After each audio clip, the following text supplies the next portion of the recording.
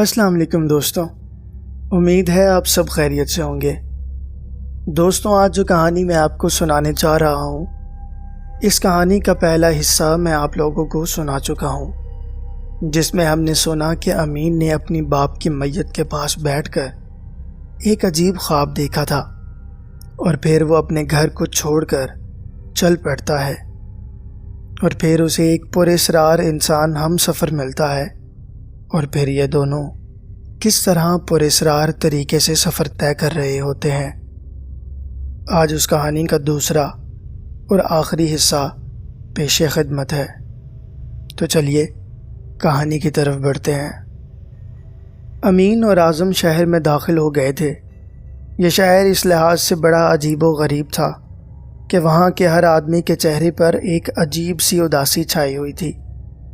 زندگی کی خوشیاں اور رونقیں ان کے چہروں سے غائب تھیں۔ امین دل ہی دل میں کڑ رہا تھا۔ وہ سوچ رہا تھا کہ آخر یہ کیا ماجرا ہے۔ اعظم نے شاید اس کی یہ کیفیت محسوس کر لی تھی۔ تم اس ہوٹل میں چلو اور کمرے بک کروا لو، میں ابھی آتا ہوں، ذرا شہر کے حالات معلوم کر آؤں۔ ٹھیک ہے، امین نے سر ہلایا۔ اعظم چلا گیا۔ تھوڑی دیر بعد اس کی واپسی ہوئی۔ امین نے اس کے چہرے پہ سوالیہ نظریں گاڑ دی، جیسے کچھ جاننا چاہتا ہو۔ اس شہر کے بادشاہ کا نام رامان ہے۔ اس کا اکلوتا بیٹا کاران دشمن جادوگر کے قبضے میں ہے۔ اس جادوگر کے جادو کی وجہ سے پورا شہر بیمار رہتا ہے۔ یہاں کے ہر آدمی کے سر میں ہمیشہ درد رہتا ہے، اعظم نے بتایا۔ اوہ، امین کے منہ سے نکلا۔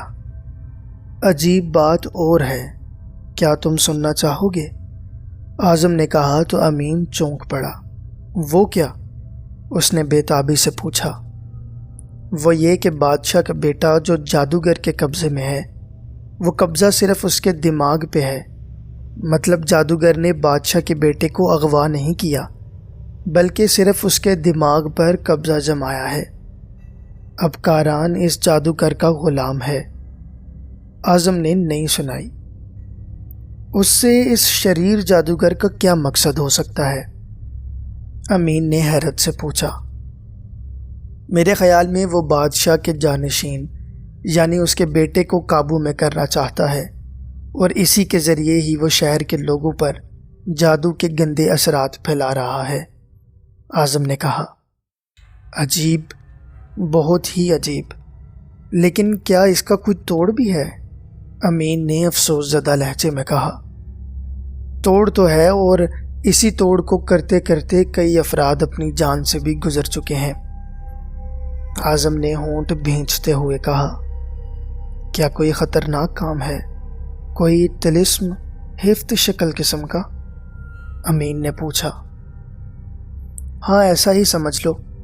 جادوگر کی طرف سے ایک اعلان ہے کہ جو کوئی اس کے 3 سوالات کے جوابات دے دے گا تو وہ اس سلطنت کا وزیر ہوگا، اور اس کے وزیر بنتے ہی جادوگر اپنا طلسم بھی ختم کر دے گا، اعظم نے بتایا۔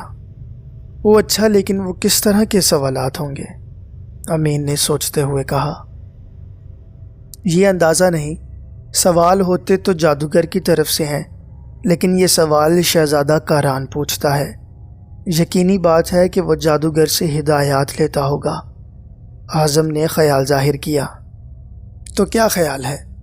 ہمیں قسمت آزمانی چاہیے، امین نے مسکراتے ہوئے بولا۔ کیوں نہیں، ضرور، اور اس میں میں تمہاری مدد کروں گا، اعظم پر اصرار انداز میں ہنسا۔ مدد؟ کیسے؟ امین نے حیرانی سے پوچھا۔ بس تم دیکھتے جاؤ، ابھی ہم بادشاہ کے دربار میں جا کر کاتبوں کو اپنا نام اور ضروری قوائف لکھوا لیتے ہیں کہ ہم بھی سوالوں کے جوابات دیں گے، اعظم نے کہا تو امین نے سر ہلا کر اس کی تائید کی، اور وہ دونوں چل پڑے۔ آدھی رات ہو چکی تھی۔ امین گہری نیند میں غرق تھا۔ اعظم بھی سویا ہوا تھا۔ ہر طرف خاموشی چھائی ہوئی تھی۔ اچانک اعظم اٹھ بیٹھا۔ اس کے ہونٹوں پہ ایک پر اسرار مسکراہٹ تھی۔ وہ چپکے سے اٹھا۔ اس نے اپنا خاص تھیلا اٹھایا جس میں بڑھیا کے دیے ہوئے پھول، وہ قیمتی تلوار اور بطخ کے پر تھے۔ وہ کمرے سے باہر نکل کر زینے کی طرف بڑھنے لگا۔ تھوڑی دیر بعد وہ چھت پر آ چکا تھا۔ اس نے جلدی سے اپنا تھیلا کھولا اور اس میں سے وہ کٹے ہوئے پر نکالے۔ اب اس نے پروں کو اپنی بازوؤں کے ساتھ لگایا اور انہیں مخصوص انداز میں حرکت دی۔ اگلے ہی لمحے وہ پر اس کے بازوؤں کے ساتھ مل چکے تھے اور اب وہ کسی پرندے کے حقیقی پروں کی طرح نظر آ رہے تھے۔ اگلے ہی لمحے اعظم ان جادوئی پروں کے سہارے ہوا میں محو پرواز تھا۔ وہ بادشاہ کے محل کے پاس آ کر چھپ گیا۔ کچھ دیر بعد محل کی ایک کھڑکی کھلی اور وہاں سے ایک اڑن قالین برآمد ہوا۔ اس قالین پہ بادشاہ کا بیٹا شہزادہ کاران بیٹھا تھا۔ قالین اسے اڑاتے ہوئے ایک سمت میں لیے جا رہا تھا۔ اعظم نے بھی مناسب فاصلے سے اس کا تعاقب شروع کر دیا۔ قالین کی منزل ریاست کا شمالی پہاڑی سلسلہ تھی۔ وہاں جا کر قالین رک گیا اور کاران اتر گیا۔ اس نے دائیں بائیں دیکھا اور ایک غار میں گھستا چلا گیا۔ اعظم بھی غار کے قریب ہو گیا۔ اس نے سنا اندر سے 2 آوازیں آ رہی تھیں۔ غلام حاضر ہے آقا۔ کیا بات ہے؟ دوسری آواز آئی جو یقیناً جادوگر کی تھی، جبکہ پہلی کاران کی تھی۔ ایک امین نامی نوجوان نے ہمارا چیلنج قبول کیا ہے۔ اس نے دستاویزات پہ دستخط بھی کیے ہیں اور کاران کہتے کہتے رک گیا۔ اور کیا؟ جادوگر کی غصیلی آواز سنائی دی، اور یہ کہ اس کے ہاتھ کی پشت پر 2 ستارے نما نشانات بھی ہیں۔ یہ وہی نشانی ہے جو آپ نے بتائی تھی۔ کاران نے کہا، اوہ، یہ نوجوان ہمارے لیے خطرہ بن سکتا ہے۔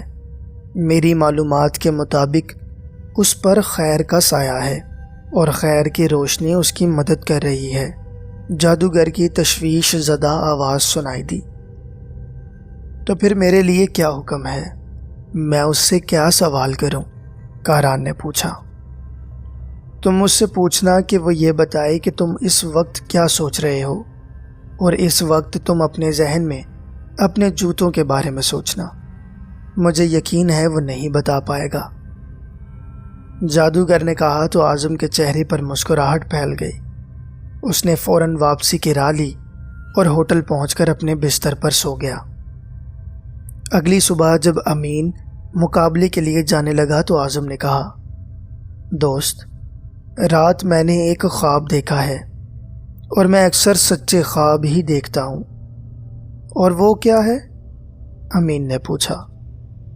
خواب تمہارے مقابلے کے متعلق ہے۔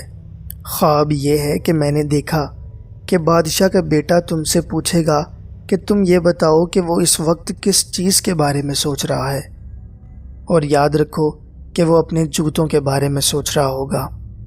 اعظم نے اسے بتایا۔ بھلا یہ بھی کوئی سوال ہے؟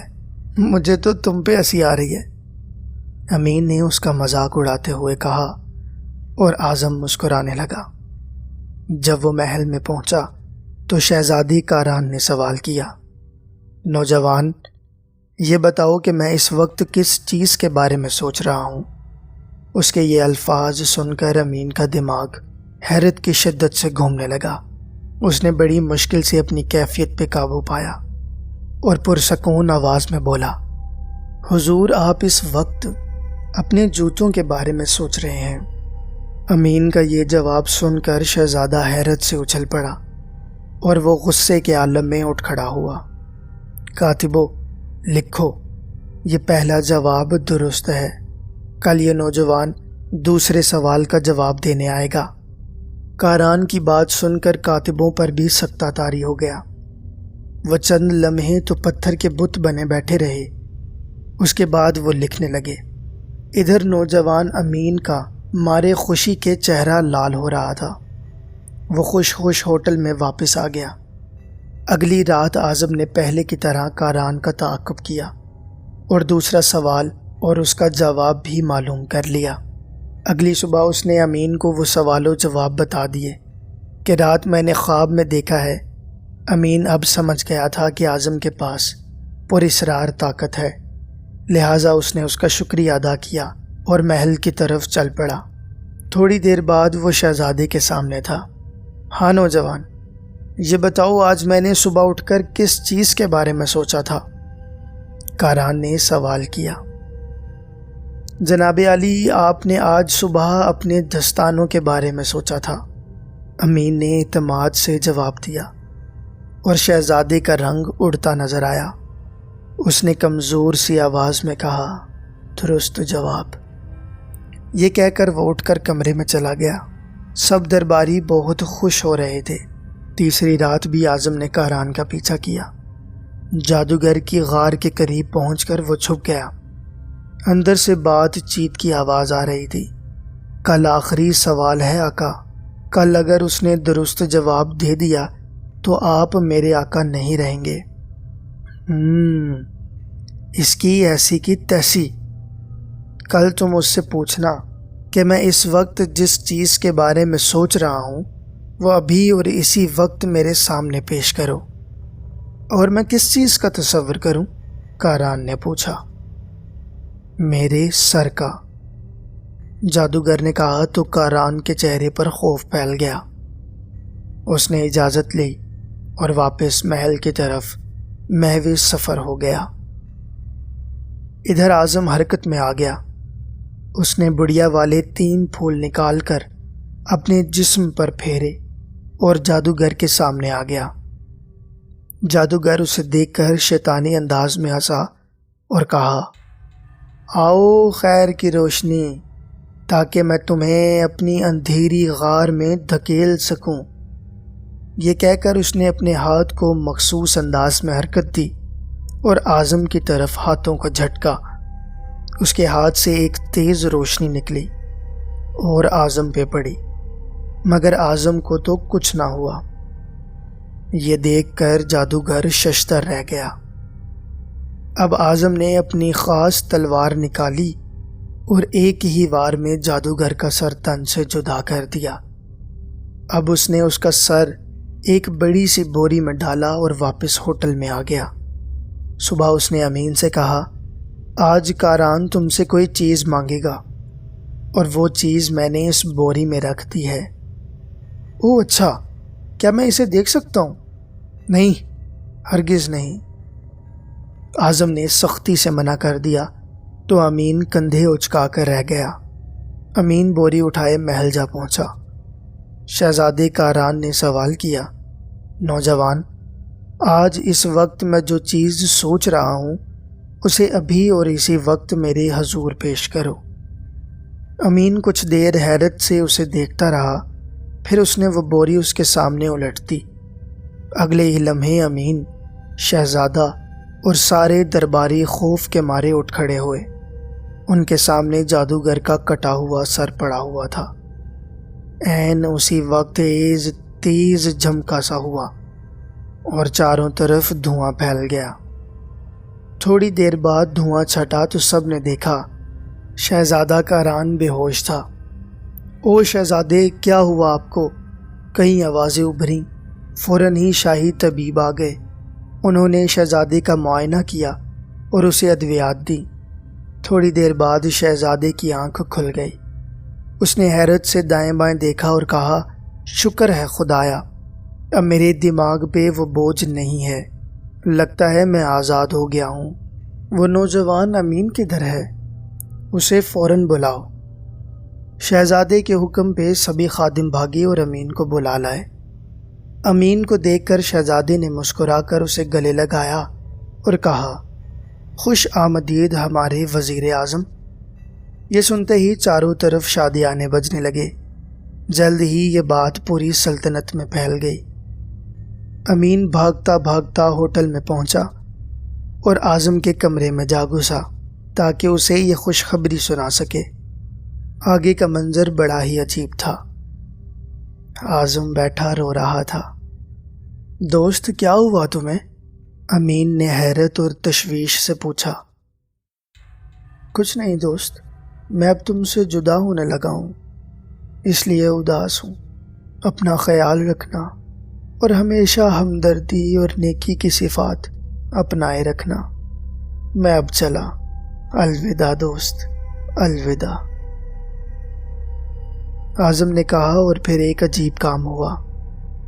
امین نے دیکھا کہ کمرے کے ایک کونے میں اس قبرستان کی تصویر نمودار ہوئی جہاں امین نے اس میت کو دفنایا تھا۔ ادھر اعظم روشنی میں تبدیل ہوتا جا رہا تھا اور وہ روشنی اس قبر میں داخل ہوتی جا رہی تھی۔ جیسے ہی روشنی قبر میں داخل ہوئی، ایک تیز خوشبو سی پھیلی اور اعظم غائب ہو گیا۔ امین کا مارے حیرت کے برا حال تھا، تاہم وہ سمجھ چکا تھا کہ یہ پراسرار طاقت خیر کی طاقت تھی جو اللہ تعالیٰ نے اس کی مدد کے لیے بھیجی تھی۔ اس نے دل ہی دل میں اللہ کا شکریہ ادا کیا اور محل کی جانب چل پڑا۔